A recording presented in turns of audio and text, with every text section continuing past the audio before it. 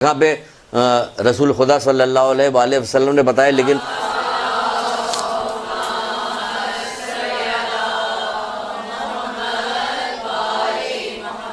چھٹے امام کی روایت سنا دیں پھر ادھر جاتے ہیں، اگر وقت ملا تو ادھر جائیں گے ورنہ چھوڑ دیں گے۔ یہ چھٹے امام کی روایت سن لیجیے آپ پہلے، کہ وقت کم رہے گا تو یہ سنا دیتے ہیں آپ کو۔ چھٹے امام جعفر صادق علیہ السلام فرماتے ہیں کہ شیطان کہتا ہے کہ 5 قسم کے لوگ ایسے ہیں جن پر ہمارا بس نہیں چلتا، یعنی ایسے لوگ بھی ہیں کہ شیطان خود سے اعلان کر رہا ہے کہ 5 قسم کے لوگ ایسے ہیں جن پر میرا بس نہیں چلتا، باقی سب کے سب میرے قبضے قدرت میں ہیں، قبضے میں میرے، باقی سب کے سب میرے قبضے میں ہیں۔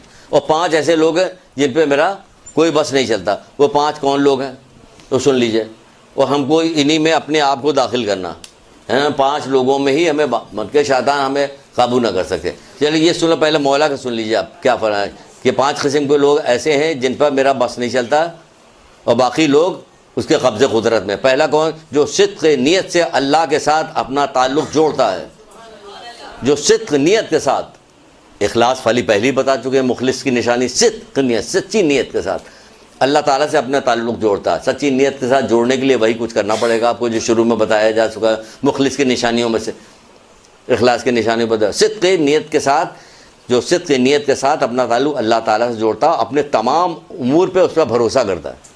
بہت بڑی بات ہے، اس کی پریکٹس کیجئے گا، انشاءاللہ ایسا ہو ہی نہیں سکتا کہ آپ اللہ تعالیٰ پہ بھروسہ کریں وہ آپ کو چھوڑ دے، نہیں ہو سکتا، ہرگز نہیں ہو سکتا، کسی قیمت پہ نہیں ہوگا کہ آپ اللہ پہ بھروسہ کریں وہ اللہ آپ کو چھوڑ دے۔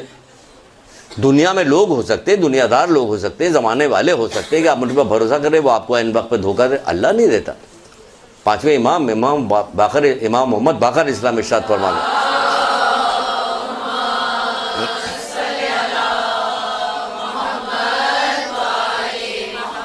اللہ اکبر، کیا خوبصورت بات کہی، کہتے ہیں اللہ تعالیٰ تو مومن کے ساتھ کچھ بھی نہیں کرتا مگر خیر، کیا کہنے، کچھ بھی نہیں کرتا مگر خیر۔ نعرہ لگاتے رہے اللہ اکبر کا نعرہ لگائے، تسبیح پڑھے سبحان اللہ الحمدللہ لا الہ الا، کتنا اچھا میرا رب ہے، کتنا بہترین میرا پروردگار ہے۔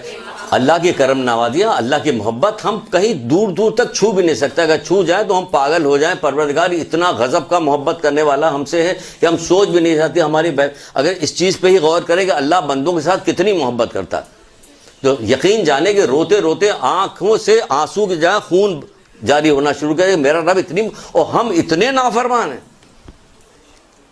تو کیا کہا جا رہا ہے یہاں پہ؟ کہا جا رہا ہے صدق نیت کے ساتھ اللہ کے ساتھ اپنا تعلق جوڑتا ہے اور تمام امور اسی کے حوالے کر دیتا ہے، اسی کے سپرد کر دیتا ہے۔ اور دوسری چیز کیا بتائی ہے؟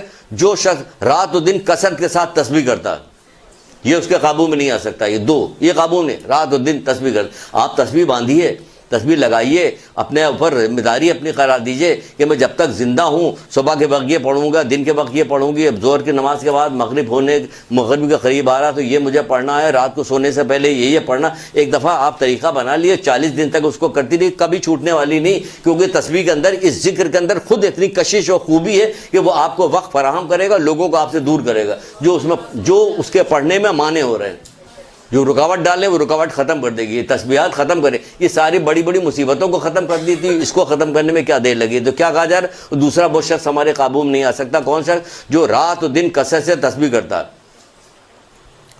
رات و دن کثرت کے ساتھ تسبیح کرتا ہے۔ پھر تیسرا شخص وہ ہے جو اپنے مومن بھائی کے لیے وہی کچھ پسند کرتا ہے جو اپنے لیے پسند کرتا ہے۔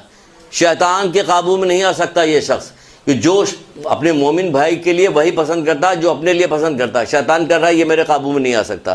پھر چوتھی چیز کیا ہے؟ اگر اس پر کوئی مصیبت نازل ہوتی تو وہ واویلا نہیں کرتا۔ کیوں نہیں کرتا؟ دیکھ نہیں رہا میرا پروردگار تو دیکھ رہا کہ میرے ساتھ کیا ہو رہا۔ تم رائی کے دانے کے بارے میں نیکی کرو گے وہ بھی دیکھو گے، رائی کے دانے کے بارے میں بدی کرو۔ جب اللہ تعالیٰ ایک ایک سیکنڈ ایک ایک چیز ہماری دیکھ رہا تو یہ نہیں دیکھ رہا میرے پر مصیبت نازل ہو، پر جب چاہے گا تب ہٹا دے گا، نہیں چاہے گا تو روکے رکھے گا، کیونکہ اس میں ہمارے کوئی فائدہ ہے تبھی روکے گا، کوئی فائدہ ہے۔ پھر 5ویں چیز کیا بتائی جا رہی ہے؟ جو کچھ پروردگار نے اس کے مقدر میں رزق لکھ دیا ہے اس پر وہ راضی رہتا ہے۔ یہ پانچویں، یعنی حرام نہیں کرتا، حرام حلال نہیں کر رہا ہوتا کہ ادھر سے کمائے ادھر سے لائے تو راضی۔ وہ جس کے پر نکل آیا تھا بندے کے، وہ آپ کو یاد ہوگے نا واقعات، کتنے واقعات بار بار بار بار سناتے ہیں کہ شاید زندگیوں میں جہاں کہیں موقع ملے یاد آئے تو اس پہ عمل کرے آدمی، اس لیے سناتے بار بار۔ وہ جو قبر سے نکلا تھا تو اس کے پر نکل آئے تھے، وہ اڑتا ہوا جنت میں چلا گیا تھا، جنت کی نعمتوں سے لطف اندوز ہو رہا تھا، تو فرشتوں نے پوچھا تھا کہ تم اتنی جلدی یہاں کیا کرنے کے لیے آ گئے؟ تم نے پل صراط دیکھا، میدان قیامت دیکھا، اس کے جہنم کے اوپر وہ سب چیز کا انکار کر نہیں، ہم نے کچھ نہیں دیکھا، کچھ نہیں۔ کہ تم کس نبی کی امت سے ہو؟ اللہ اکبر، آپ حضرت زہرا کے بابا کے امت سے ہیں آپ اپنی خوش نصیبی تو دیکھیں۔ تو انہوں نے جواب دیا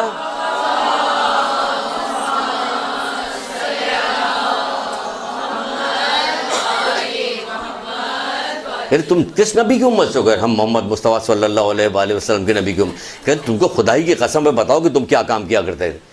خدا کی قسم دے رہا قدم دے رہا کہ تم بتاؤ کیا کام۔ دو کام بتا رہے ہیں جس میں سے ایک یہ آیا آخری جو ہے، دو کام۔ کیا کام؟